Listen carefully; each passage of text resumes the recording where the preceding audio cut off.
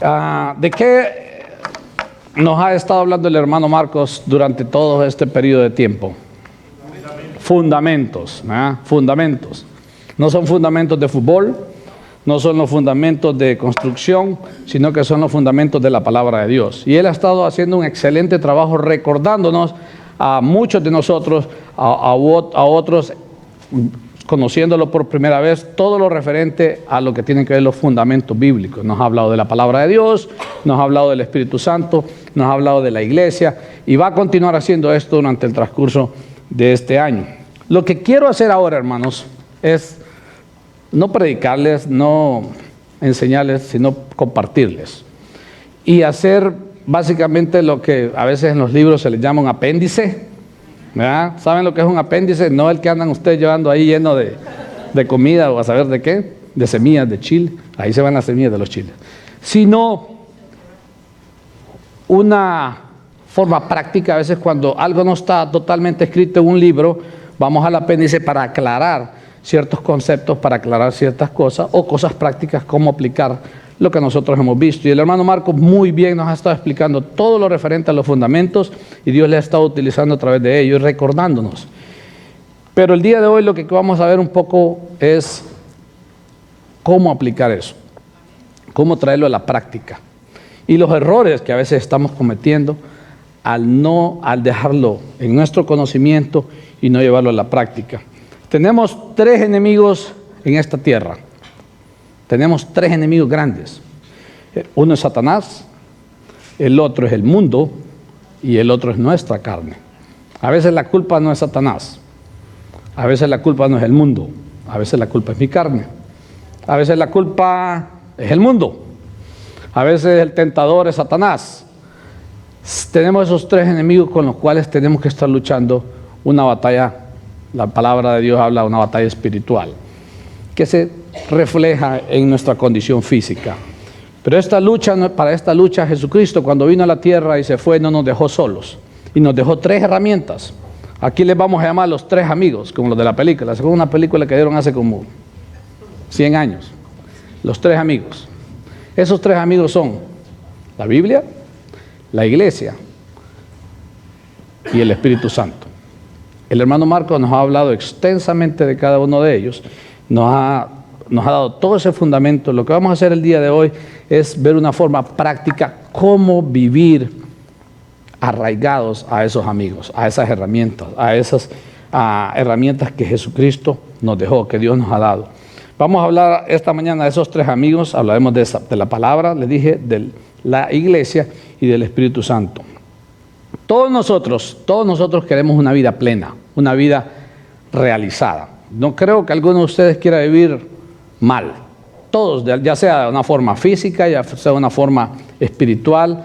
Quiero alegría en mi corazón, quiero una familia contenta, quiero prosperidad económica, todos queremos eso, ¿verdad? Y a veces vivimos vidas derrotadas.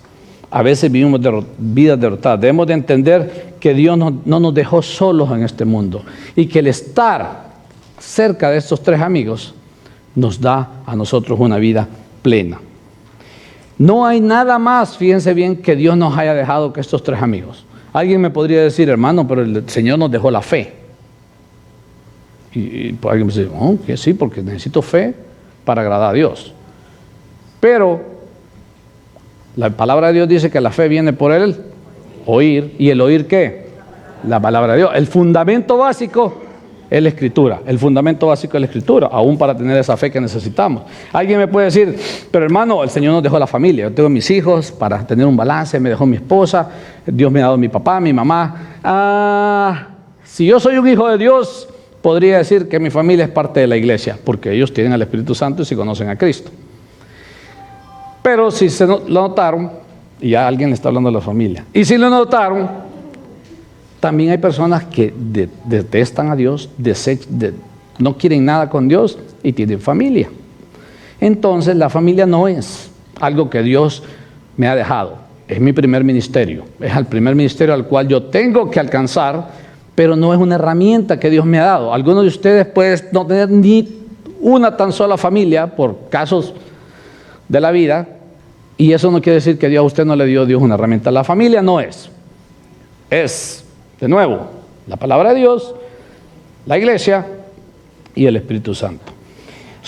Son ese tipo de relaciones que debemos de cultivar. En el primer servicio les hablaba un poco de un amigo. La relación que yo quiero tener es con un amigo, la misma relación que yo quiero tener con un amigo de verdad. Yo no sé si ustedes han tenido la oportunidad de tener un amigo de verdad. ¿Sabe cuál es el amigo de verdad? Es el amigo de verdad. El amigo de verdad tiene ciertos exámenes que le podemos hacer. El amigo de verdad es aquel amigo que no habla de usted nunca. El amigo de verdad es aquel que no permite que hablen de usted. No porque usted sea perfecto. Puede ser que ellos estén hablando de un error suyo, pero ¿saben qué? El amigo de verdad dice, hey, ¿sabes qué? Mejor no hablemos de eso. O si usted tiene más carácter, le dice, ¿sabes qué? Lo que estás hablando no es correcto, es murmuración, el murmuración es pecado. ¿Sabes por qué? Porque mi amigo no está acá. Porque nos vamos mejor con mi amigo y arreglamos esa situación. Eso necesita uno tener carácter. Y cuando usted hace eso, generalmente ya no se vuelven a acercarle a contarle nada de él, porque dicen, no, este se enoja. Así le dicen. Pero eso es un verdadero amigo. Aquel amigo es aquel que lucha. Yo tengo un par, y es difícil encontrar ese tipo de amigos. Pero el que no permite eso es un verdadero amigo. Usted tiene una relación tan estrecha con él o con ella, que son fieles. Esa relación de amigos, esa relación tan estrecha es la que Dios quiere con su palabra, con la iglesia y con el Espíritu Santo. Y de eso nos ha estado hablando el hermano Marcos. Ahora lo vamos a ver de una forma práctica. Juan 14:15 nos describe de una forma y no vamos a ir al pasaje porque es un pasaje largo, pero nos describe cómo está interrelacionado esos tres amigos, tanto la palabra de Dios como el Espíritu Santo, como nosotros que somos la iglesia. Todos queremos agradar a Dios, ¿es cierto? ¿Quién de ustedes no quiere agradar a Dios? Creo que ese es el sentimiento, el querer que tenemos, no el hacer, pero a veces el querer. A veces fallamos y por eso no agradamos a Dios. Pero Hebreos 11:6 dice, pero sin fe es imposible agradar a Dios. Necesito fe. Pero Romanos 10:7, que lo acabamos de mencionar, dice, así que la fe es por el oír y el oír por la palabra de Dios. De nuevo volvemos al fundamento. ¿Cuál es el fundamento? ¿La fe? No. El fundamento es la palabra de Dios. ¿De dónde viene la fe? Del oír y del oír la palabra de Dios. Es importante ver lo de los fundamentos. Si solo uno de estos tres elementos, de esos tres amigos, falta, no somos completos, no podemos tener una vida plena. Hay personas que son muy dadas al Espíritu Santo, que el Espíritu Santo y el Espíritu Santo y el Espíritu Santo y el Espíritu Santo, pero no me gusta venir a la iglesia. No es pleno, no tiene la vida plena que Dios le ha dado. O hay otros que parecen cucarachas de la iglesia y todo el tiempo pasan acá, pero no quieren leer su Biblia, no quieren aprender de la palabra de Dios. No puede tener una vida plena. O no quiero una relación, no quiero que el Espíritu Santo me guíe. O hay otros que tienen así la cabeza de conocimiento de las Escrituras, pero no aplican esas Escrituras, no dejan que el Espíritu Santo los guíe a vivir de una forma sabia. Y eso es sabiduría. Cuando yo llega mi entendimiento y permito que el Espíritu Santo me guíe y lo hago, entonces soy una persona sabia. Pero yo no permito eso. O no me gusta la iglesia. Yo estudio en la casa o los veo allá. Y no es que sea malo verlo online, nosotros tenemos esa oportunidad cuando no podemos, pero no quiero una relación. ¿Saben qué? Es que las sillas muy apretadas y los hermanos están muy gorditos y entonces aquí y allá y me codean y esto, y no queremos. Y somos una familia, ¿verdad? ¿Qué pasa con la familia generalmente? Con la familia viene mi hijo, estaba jugando fútbol y hizo un gol y viene y me abraza todo sudado y uno así, pero yo me acuerdo cuando mi hijo jugaba y saludaba a la mamá y me puse todo sudado, pero le daba el abrazo. Somos familia, o sea, soportamos eso y eso es parte de la familia. Si alguno de estos tres elementos nos falta, y el hermano Marco de nuevo nos ha estado hablando detalladamente de cada uno de ellos, tenemos un problema. No tenemos una vida plena como hijos de Dios. Y si tú no conoces a Dios, tienes que inicialmente buscar a Dios para obtener esto. Y lo vamos a ver más adelante cómo se hace. Hoy veremos doctrina. Pero generalmente cuando hablamos de doctrina, qué aburrido va a estar ahora. Ya preparándose, acomodándose en la banca para dormirse. vamos a ver doctrina práctica. Doctrina es enseñanza. Doctrina es enseñanza. ¿Cómo puedo yo tener un matrimonio feliz? ¿Saben quién me dice? La doctrina me dice cómo tener un matrimonio feliz. Y la doctrina es enseñanza de la palabra de Dios. ¿Cómo educar bien a mis hijos? La doctrina me dice cómo yo puedo educar a mis hijos. ¿Cómo yo ser el amigo que debo de ser? La doctrina me dice cómo yo puedo ser el amigo, cómo puedo ser el hermano, cómo puedo ser el guía de alguien, cómo puedo hacer cualquier cosa correctamente, no como nosotros pensamos. La sabiduría del mundo está errada. Es como esta doctrina nos dice. Cuando hablamos de la Biblia, la iglesia y el Espíritu Santo, estamos hablando de recursos muy prácticos. A veces espiritualizamos todo esto. Y está bien conocer la doctrina, pero la clave es llevarlo a la práctica. Estos tres recursos son extremadamente prácticos. El primero que vamos a ver es la Biblia, y creo que nos vamos a detener un poquito más en la Biblia, pero quiero que veamos la Biblia. ¿Saben que ustedes, y veamos qué es lo que la Biblia habla sobre sí misma? La Biblia es lo más importante de todas las cosas. Les voy a pedir que busquen Salmo 138:2. Salmo 138:2 dice: me postraré hacia tu santo templo y alabaré tu nombre por tu misericordia y tu fidelidad, porque has engrandecido tu nombre y tu palabra sobre todas las cosas. Esa coma que está ahí, los signos de ortografía son, ¿no? A veces me confundo, ¿sí? Ortografía, son extremadamente importantes. Esa coma que está ahí la tienen. Y tu palabra sobre todas las cosas, no está diciendo porque ha agradecido tu nombre y tu palabra, porque los pondría los dos al mismo nivel. Dice, porque has engrandecido tu nombre y tu palabra sobre todas las cosas, sobre todo, sobre el nombre, es su palabra. Es lo más grande que tenemos, la palabra de Dios. Y la Biblia es tremenda, y así se define la Biblia por sí sola. Esa coma es extremadamente importante. La verdad es lo principal, dice la palabra de Dios, y la define a sí misma como que tu palabra es verdad. Juan 17:17 dice, santifícalos en tu verdad, tu palabra es verdad. Cuando comenzamos a hablar de los amigos, yo quiero tener una relación con mi amigo verdadera, leal. Cuando yo tengo a mi esposa, yo quiero vivir con mi esposa de una forma leal, verdadera. ¿Ah? Porque cuando usted engaña a su esposa, usted no está practicando la verdad con su esposa. Cuando su esposa lo engaña a su esposo, no está practicando la verdad. Cuando yo le robo dinero a mi esposa, cuando nos robamos, cuando nos golpeamos, cuando lo que se haga, usted no está practicando la verdad. Y la verdad, ¿saben de dónde viene? No de la que usted tiene en su cabeza. La verdad viene de la palabra de Dios. Dice que tu palabra es verdad. Así de importante es la palabra de Dios. El hermano Marco nos ha estado hablando mucho de la Biblia en estos fundamentos. Pero a veces, sí, tengo que leer mi Biblia todos los días, sí tengo que hacer un devocional, tengo que escribir, pero muchas veces queda hasta ahí la cosa. Salmo 119, 160 dice, la suma de tu palabra es verdad. Su palabra completa. La suma de tu palabra es verdad y eterno es todo juicio de justicia. Por eso, hermanos, es importante estudiar la Biblia completa. A veces tendemos a que a mí me gusta más Jesucristo, tremenda, los evangelios. Y se nos olvida de Habacuc, y el nombre está medio raro. Por eso es importante que estudiemos la Biblia completa.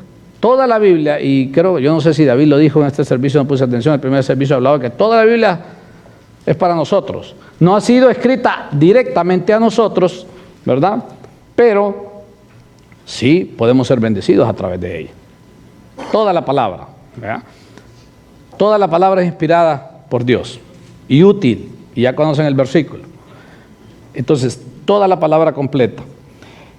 Por eso es importante estudiar toda la palabra. Ahora, ya comencé con mucha doctrina, sí, yo sé eso, hermano, ya lo hemos escuchado 100,000 veces. Ahora, ¿cómo me relaciono con la palabra de Dios? Vamos a lo práctico. La verdad, dígame, ¿cómo hago, hermano? Porque yo me he sentado una mañana a leer y después leo y como que no entendí nada. Pasé de noche, dicen, ¿verdad? Yo pasé por la Biblia, pero la Biblia no pasó por mí. No entendí nada. ¿Cómo hago? ¿Cómo hago? Les voy a pedir que vayan a Deuteronomio 32, 44. Deuteronomio 32, 44, cuando está Moisés allá con todo el pueblo de Israel listo para cruzar el Jordán, ¿verdad? Y comienza Moisés a leerles las escrituras. Y a partir del versículo 44 dice: vino Moisés y recitó todas las palabras de este cántico a oídos del pueblo, él y Josué, hijo de Nun. El 45. Y acabó Moisés de recitar todas estas palabras a todo Israel. Y les dijo, aquí viene, después de leerles, les dice: aplicad vuestro corazón a todas las palabras que yo os testifico hoy, para que las mandéis a vuestros hijos. Les dice: aplícala tú y transmítela a tus hijos, a fin de que cuiden de cumplir todas las palabras de esta ley. Porque el 47, miren lo que dice el 47, porque no os es cosa vana, es vuestra vida.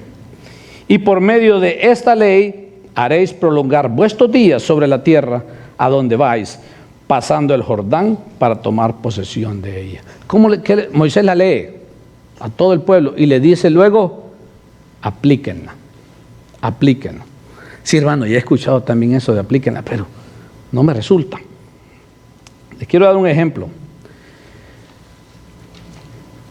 Cuando vamos a la Biblia, cuando usted se levanta en la mañana, no sé a qué horas la lee, sí, la lee, esperemos que sí, o en la noche, o ya cuando le están cerrando los párpados, o en su break, en su trabajo, o yo no sé dónde usted la lee. Cuando va la palabra de Dios, muchos de nosotros nos levantamos en la mañana: ok, gracias Señor, te pido que me cuide, enséñame en tu palabra, y leo el proverbio o lo que toca leer, gracias Señor, y a la ducha, ¿verdad? Y sí leí la Biblia, pero como que nada pasó. Les voy a dar un buen ejemplo. Cuando ustedes andaban de novio, algunos, ¿verdad?, en aquel tiempo todavía se hacían cartitas, ¿verdad? Mi esposa me hacía cartas, como 100,000 cartas yo leyendo. Nada, son mentiras. Yo le mandaba cartas también. Yo estaba en el ejército y yo se las enviaba con un amigo, compañero mío, y ella me las enviaba y ahí estaba, bien, bien bonito. Pero ¿saben qué? Yo leía la carta. Ahora son los textos, así, pongamos textos también. Yo leía la carta, qué bonito. La cerraba y al rato me quedaba pensando: ¿qué me quiso decir ahí? Y yo iba a la carta y la volví a leer, queriendo entender la mente cuando lo escribió. ¿Será que me dijo que sí esto o que no? Y uno comienza ahí: ¿será que me dijo o que no me dijo? ¿O qué me habrá querido decir? ¿O esto? ¿Qué está haciendo usted? Tratando de escudriñar el pensamiento de quien escribió esa carta. Cuando usted va a la palabra de Dios cada mañana, cada tarde o a la hora que usted lo haga, ese corazón de alegría, como cuando iba a leer esa carta y a volver a leer y a tratarla de entender, ese corazón tiene que ir con ese sentido. ¿Sabe qué va a pasar? Se lo garantizo 500,000%. Cuando usted va así, va a encontrar algo que Dios ese día le da. Siempre. Siempre. ¿Y saben qué va a pasar? Va a llegar a su entendimiento. O sea, va a entenderlo. No voy a pasar de noche. Hay cosas que a veces no las voy a entender. No es mi tiempo para entenderlas. No es mi tiempo. A veces usted está aquí y dice: ese hermano ya había leído ese versículo y nada. No me había pasado hasta ahora. Es su tiempo. Pero ¿saben qué? Cuando usted va con esa actitud todos los días a la palabra, Dios tiene algo para usted.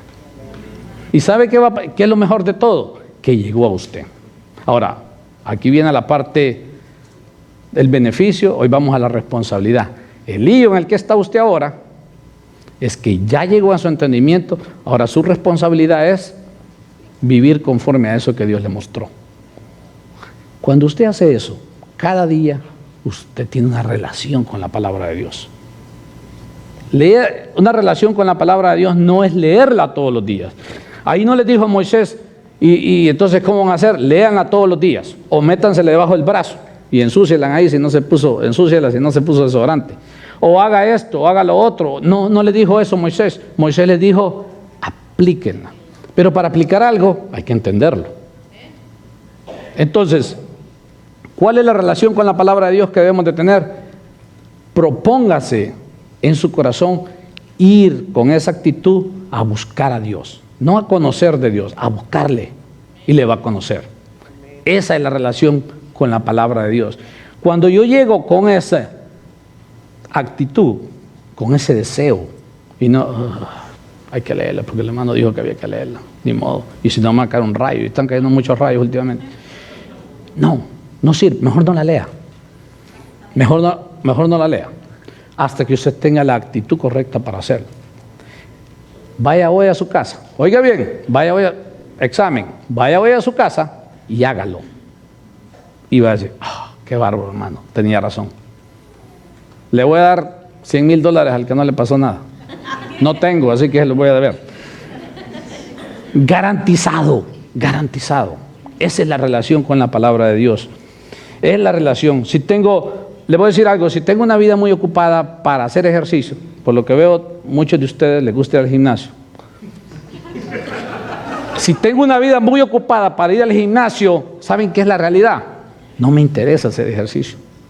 O no me interesa mucho mi salud, aunque sé que hacer ejercicio me produce salud.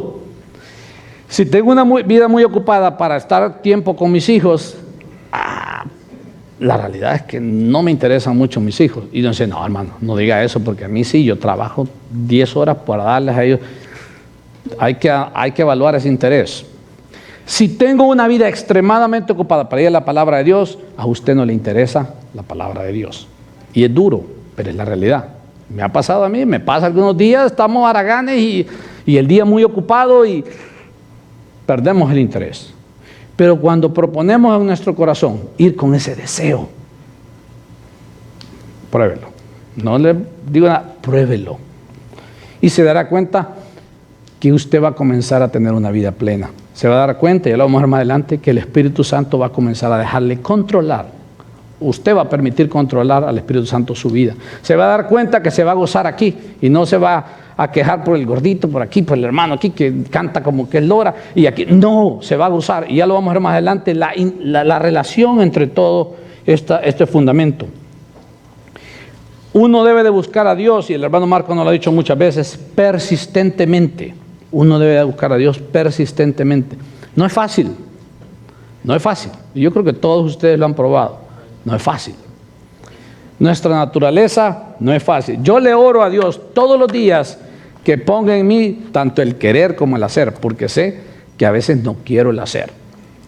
Tengo el querer todo el tiempo, pero no el hacer. Quiero, pero no lo hago. Y le ruega. Dice la Biblia que si nosotros oramos conforme a su palabra, nos será hecho. Esa es su palabra. Yo lo pido todo el tiempo. ¿Por qué? Porque he comprobado que a veces, aunque no quiero, Dios me mueve a hacerlo. Tengo que pedir, orar, tener el querer como el hacer. Uno debe buscar a Dios pacientemente. Hay unos pasajes que me duermen de las Escrituras. Hay unos pasajes que me duermen. No es mi tiempo, pero léalo. No le digo, sáltese esas 20 páginas de Levítico o de Deuteronomio. No, léala. Está ahí, inspirada por Dios para usted. Sí, hermano, pero matar 10 carneros y todo eso, ya no lo hacemos. Léala. Porque la Biblia está unida, completa. Por eso dice, la totalidad de la palabra es verdad. Léala. Probablemente hoy no le entienda esa parte, pero Dios siempre, cada día le va a dar algo. O usted va a ver algo, como Dios trabajaba con la fidelidad de Dios, con ciertas hijos de Dios que en el pasado. Léala. Debe ser radical en esto, hermano. Lea las Escrituras y más que leerla, vaya con la actitud deseosa. Acuérdese de la carta de la novia o del novio, de llegar así a las Escrituras. Los animo a que lo haga y les transformará su vida y los librará. Oiga bien, los librará de muchos líos.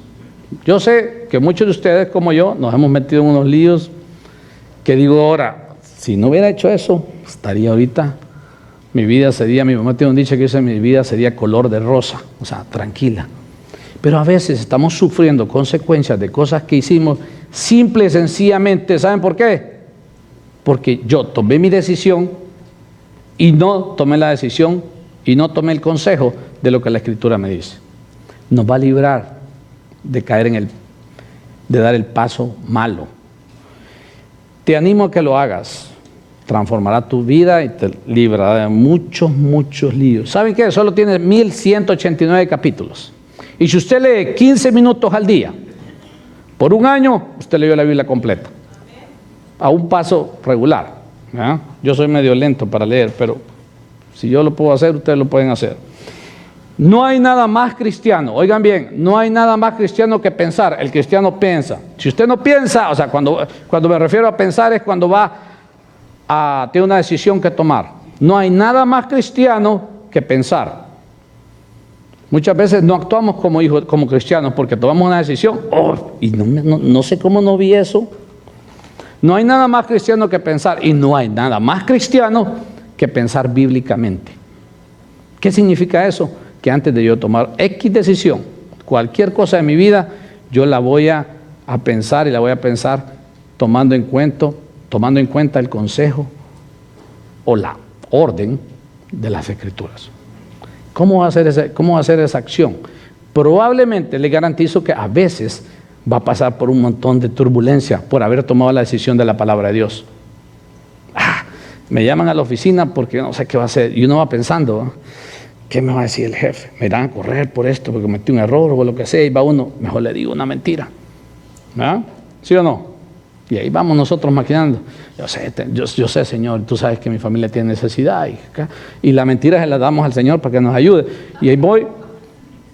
¿Y saben qué? Me he hecho la mentira. ¿Por qué? Porque no fui paciente en esperar en el Señor.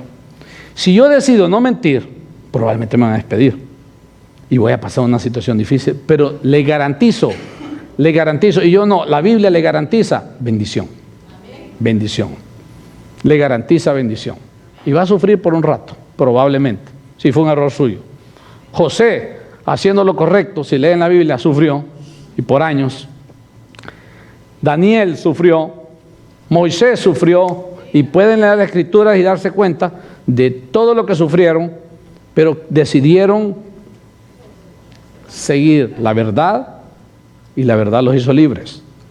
Y eso es lo que la Escritura es. Entonces, la forma práctica es, si algo se va a llevar usted para esta mañana acerca de las Escrituras, es, llegue a las Escrituras con el deseo del corazón de encontrar de qué Dios le va a dar ahora. Pero ¿saben qué? Vamos a la Escritura como que si no fuera Dios quien nos está hablando. La palabra de Dios, sí, la palabra de Dios. Como que la palabra de cualquier otro. Es la palabra de Dios. Y recuerda esto, y lo que dice el Salmo: esta no es cosa vana, es vuestra vida. Es vuestra vida. El otro amigo, y lo vamos a ver rápidamente, el último servicio me pasé solo 12 minutos, así que no se preocupe. La iglesia es uno de los mejores inventos de Dios. La iglesia es un tremendo invento de Dios. ¿Saben qué? La palabra de Dios es perfecta, el Espíritu Santo es perfecto, ¿y la iglesia es perfecta? No, hay un desorden, ¿sí o no?, que hemos creado nosotros. ¿Saben por qué? Porque en la iglesia es el único amigo de los que estamos hablando, en los cuales estamos involucrados nosotros. Y nosotros hemos creado desorden, deshonestidad y un montón de cosas. Escuchamos de un montón de cosas. Hoy les decía en la mañana a los hermanos, no me gusta ver los canales esos de predicadores, porque no sé quién está predicando a veces, y uno que suda oro. Oigan bien eso, suda oro, que el Espíritu Santo lo hace sudar oro. Y digo, como 3,000 gente escuchándole, alabado. Y me dio una lástima. Ahora, hemos hecho un desorden de la iglesia, pero es un gran invento de Dios. La función de la iglesia, el hermano Marco nos ha estado hablando también, la función de la iglesia es, somos templo de Dios, estar juntos y hacer la misión que tenemos. Definamos lo que es la iglesia. La iglesia no es Dios. Oigan bien, voy con Dios a la iglesia. Puede que vaya con Dios y trae el Espíritu Santo, pero no va a encontrar, sí va a estar Dios acá, pero la iglesia no es Dios. Esto no es Dios. La iglesia no es un edificio, y no lo han explicado muchas veces. La iglesia no es sinónimo de la fe. Usted no es grande en fe porque está aquí todos los domingos. Su fe es grande porque usted está oyendo la palabra de Dios. La iglesia es una reunión donde varias personas que creen lo mismo, nos juntamos para seguir creciendo y desarrollando ese propósito. Eso es la iglesia. Nosotros creemos en la palabra de Dios, creemos en la misión que Dios nos ha dado y por eso nos reunimos. Y saben que en la iglesia, cada uno de ustedes cuando conoció a Cristo, si usted conoce a Cristo, Dios le dio un don, y eso lo hemos visto en los que han tenido la oportunidad de discipularse. Y saben que yo necesito el don de mi hermano X y Y. ¿Saben por qué? Porque yo necesito hacer la obra de Dios, pero yo no tengo ciertos dones y necesito agarrar la mano de mis hermanos para que juntos hagamos la misión de Dios. Si usted está fuera de la iglesia, no va a hacer la misión de Dios. Aunque usted tenga la cabeza así de conocimiento, aunque usted haga trance con el Espíritu Santo en su casa, usted tiene que estar en la iglesia para hacer la obra de Dios. ¿Saben para qué? Para ejercitar sus dones, para mejorar sus dones. Y cuando sale, usted es iglesia, usted es el templo del Espíritu Santo. Efesios nos dice acerca de eso. Cuando usted sale, 1 Corintios 3:16, miren lo que dice: ¿no sabéis que sois templo de Dios y que el Espíritu de Dios mora en vosotros? Cuando usted sale con sus dones, usted va a ser iglesia donde va también. Porque usted no va, si todos aquí fuéramos cristianos, digamos que todos conocemos a Cristo, ¿a dónde va a evangelizar? El don de evangelismo en ninguna parte. Usted va, ejercita, aprende y va a hacer la obra del ministerio. A edificar el cuerpo de Cristo, dice el versículo. ¿Saben qué es edificar el cuerpo de Cristo? No tiene que ver solamente con que yo le enseño a mi hermano, ¿verdad? Edificar significa que agrego más. Cuando hicieron esta construcción, pusieron el fundamento y fueron agregando más, agregando más. Nuestros dones son para agregar más al cuerpo de Cristo, para que la sangre de Cristo sea glorificada a través de más personas. Esa es la función de la iglesia. Déjenme decir algo fuerte. La iglesia no vamos a hablar mucho porque lo sabemos, lo hemos escuchado mucho. Pero ¿saben qué? Cuando usted no asiste a la iglesia o no practica sus dones, y perdóname, pues soy un poco fuerte, usted se vuelve inútil. O sea, usted no se vuelve útil. A veces ocupamos la palabra un poquito fuerte, pero realmente inútil es no útil. ¿Verdad? Yo no soy útil para un montón de cosas porque no sé. Pero cuando usted no asiste a la iglesia, usted se vuelve inútil. No practica sus dones, a veces ni sabe cuál es su don. ¿Y saben qué pasa? Dios nos tiene en esta tierra para utilizarnos, para hacer vasijas de honra y utilizarnos, y que el mundo conozca a Cristo. Cuando usted no asiste aquí, no puede. Entonces, cuando usted no tiene a su hermano, que usted está, esta semana me fue muy mal, y mi hermano me echa la mano y me anima. Cuando yo no puedo hacer algo, pero tengo la mano de mi hermano y me anima. Cuando en mi casa es su casa, otra iglesia, y me anima. O cuando oran por mí, o cuando Alicia nos daba la acción de gracias ahora, imagínense ahora. Eso aumenta nuestra fe, porque sabemos que tenemos un Dios vivo. Esa es la iglesia. Estamos puestos, hermanos, para ser útil. ¿Eres un colaborador o eres un consumidor? Algunos de nosotros somos puros consumidores, pero no colaboradores. Solo colaborando con el reino tendremos una vida plena. Oigan bien, usted puede saber mucho de la Biblia, usted puede tener una buena relación con el Espíritu Santo, pero si usted no está en la iglesia, no va a ser pleno.